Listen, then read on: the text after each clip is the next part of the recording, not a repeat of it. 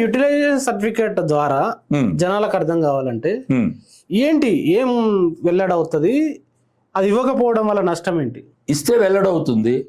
ప్రభుత్వ ఆసుపత్రి ఖర్చు పెట్టి కట్టామంటారు. ఎక్కడ కట్టారు? హైదరాబాదా, తొంగతుర్త, ఖమ్మమా, లేకపోతే ఢిల్లీయా, లేకపోతే జమ్మూ కాశ్మీరా?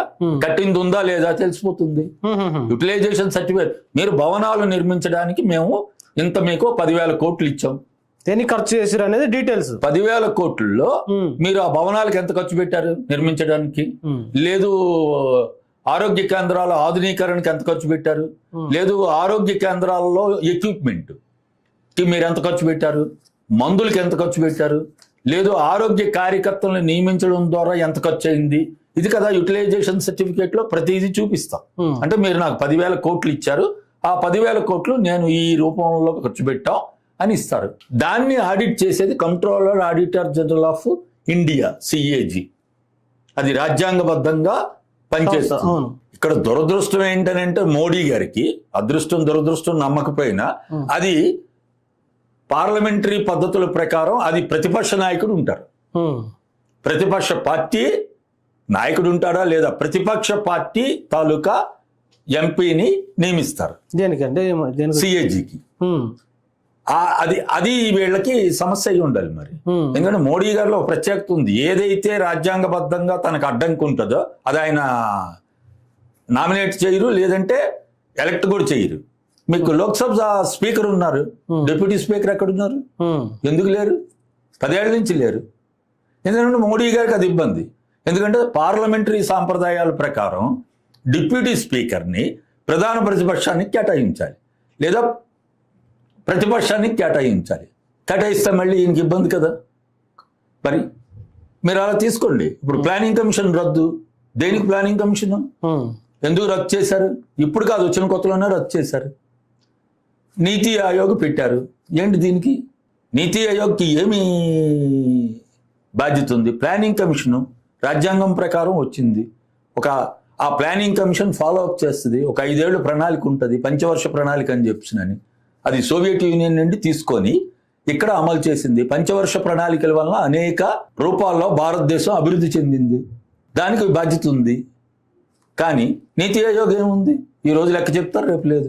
సో మోడీ గారి విషయంలో ఇవే. అంటే మోడీ అంటే అకౌంటబిలిటీ, మోడీ అంటే గ్యారంటీ అనే బ్రాండ్లతోటి వాళ్ళు వెళ్తున్నప్పుడు ఈ కాగ్ ఇచ్చిన రిపోర్టు ఈ అకౌంటబిలిటీ అనే దానికి క్వశ్చన్ మార్క్ వేస్తుంది కదా, క్వశ్చన్ వేస్తుంది కదా. ఎట్లా చూడాలి? నేను జవాబుదారీ తరం లేదు కదా నాకు. మోడీ గారు ఇప్పుడు కాక్రోచ్ జనతా పార్టీ ఆందోళనల మీద అనేక రూపాల్లో వాళ్ళని అణిచివేశారు, వాళ్ళ మీద పెలట్ గన్స్ వేశారు. ఆ సబ్జెక్టులోకి నేను వెళ్ళటం లేదు. దాని మీద పార్లమెంటు ప్రతిపక్ష పార్టీలు అన్ని పార్లమెంటుని అడుగుతున్నాయి. ఏం అడుగుతున్నాయి? ప్రధానమంత్రి గారు మీరు హాజరు కండి, స్పందించండి. హోంమంత్రి గారు మీరు పార్లమెంట్కి రండి. మరి వీళ్ళిద్దరూ గయాబు, కనిపించటం లేదని పేపర్లో వస్తున్నాయి. కనిపించటం లేదు, వినిపించటం లేదు. ఎందుకు కనిపించారు? మోడీ గారు వినిపిస్తున్నారు. మోడీ గారు అందుకే మోడీ గారు తనకు నచ్చింది తనకు నచ్చిన పద్ధతిలో వినిపిస్తారు, వినరు. ఇప్పుడు పార్లమెంట్కి వెళ్తే ఆయన వినాలి, అందుకే వెళ్ళరు. మీరు కోట్ చేశారు కాబట్టి ప్రధానమంత్రి గారు కానీ హోంమంత్రి గారు కానీ జూలై 20వ తారీఖు నుండి ఇప్పటి వరకు పార్లమెంట్కి వెళ్ళలేదు. కానీ ప్రతిపక్షాలు అడుగుతున్నాయి. మరి 3-4 బిల్లులు కూడా 4-5 కీలకమైన బిల్లులు పాస్ చేసుకున్నారు without prime minister, without home minister. దాని మీద కామెంట్ ఏమంటే? దాని మీద కామెంట్ ఇదే, జవాబుదారీ మేము ఒప్పుకోం, నేను అంగీకరించను. నేను ఇప్పుడు మీకు అనేక ఉదాహరణలు అవే కదా చెప్పింది. ఆయన ఎందుకు 2014లో ఎన్నికయ్యారు ప్రధానమంత్రిగా? భారతదేశ చరిత్రలో ఒక ప్రధానమంత్రి సుదీర్ఘకాలం ఉన్నాం, నెహ్రూ తర్వాత ఈయనే సుదీర్ఘకాలం కంటిన్యూస్గా ఉన్నారు అని మొత్తం బజాయించారు కదా. మరి ఈ 12 ఏళ్ల కాలంలో లేదు ఈ రోజు వరకు ఒక్క ప్రెస్ మీట్ పెట్టారా? ప్రెస్కి అడ్రస్ చేశారా? ప్రెస్ అడ్రస్ చేయరు, ఇంటర్వ్యూ ఇస్తారు.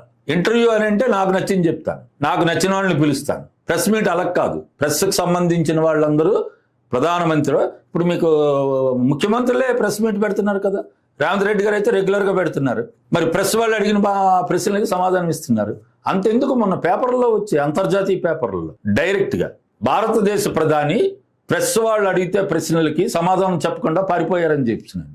మరి ఇప్పుడు ప్రెస్కి హాజరు, ప్రెస్ మీట్ పెట్టరు, ప్రెస్ని రానివ్వరు. ఇంకా మాట్లాడితే ప్రధానమంత్రి గారు విదేశాలకు వెళ్తే ప్రెస్ని తీసుకెళ్లరు, ఆ సంప్రదాయం పక్కన పెట్టారు.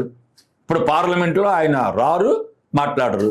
కానీ పార్లమెంటు ప్రారంభం రోజు మాత్రం పార్లమెంటు ముందు మాట్లాడతారు, పార్లమెంట్ లోపల మాట్లాడరు. మరి ఏంటి కారణం? మరి జవాబుదారీతనం పార్లమెంట్ బయట మాట్లాడితే జవాబుదారీతనం ఉండదు. అసలు పార్లమెంటరీ సాంప్రదాయాల ప్రకారం మీరు కీలకమైన నిర్ణయాలన్నీ పార్లమెంటు సమావేశాలు జరుగుతున్నప్పుడు అసలు పార్లమెంట్లోనే చెప్పాలి తప్ప బయట మాట్లాడకూడదు. రికార్డు ఉంటది కదా. రికార్డు కాదు, మీకు సంప్రదాయం అది. అదే అండి. ఇప్పుడు ఒక నిర్ణయం చేస్తే, క్యాబినెట్ నిర్ణయం చేస్తే ఆ క్యాబినెట్ నిర్ణయాన్ని పార్లమెంట్లో ఆ సంబంధిత మంత్రి లేదు సభానాయకుడు ప్రధానమంత్రి మాట్లాడాలి. కానీ ఎక్కడుంది? పార్లమెంటు ముందు మాట్లాడతారు. సంప్రదాయాల ప్రకారం పార్లమెంటుని సజావుగా నడపండి, సూక్తి ముక్తావళి ఎందుకు? నేను ఆచరిస్తే ఓకే, కానీ నేను చెప్పిన సూక్తులు నేను ఆచరించను. ఎందుకు ఆచరించను అని అంటే నా ఇష్టం.